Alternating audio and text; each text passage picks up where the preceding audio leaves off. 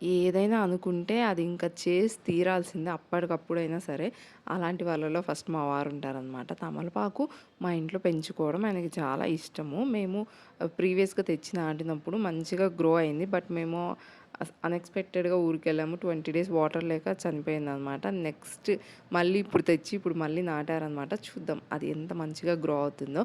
Next నా కిడ్స్‌కి snacks కోసం పీనట్స్ అనేవి ఇలా ఫ్రై చేసి, నేనేమి ఆయిల్ వేయలేదు. నార్మల్‌గానే ఫ్రై చేసి మంచిగా సిమ్‌లో పెట్టి ఫ్రై చేస్తే అస్సలు మనకు తినేటప్పుడు ఎంత మంచిగా అనిపిస్తుందంటే నోటికి.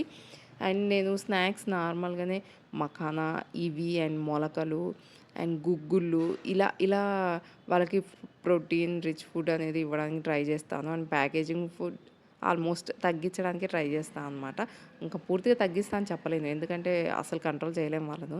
నెక్స్ట్ ఇంకా ఆ రోజొచ్చేసి కర్రీ కోసం ప్రిపేర్ చేసుకుంటున్నాను అన్ని వెజిటబుల్స్. ఈరోజొచ్చేసి గోరుచిక్కుడు. యాక్చువల్‌గా గోరుచిక్కుడు అంటున్నాం గానీ మా సైడ్ అయితే మటక్కాయ అంటారులెండి. సబ్స్క్రైబ్ చేసేయండి.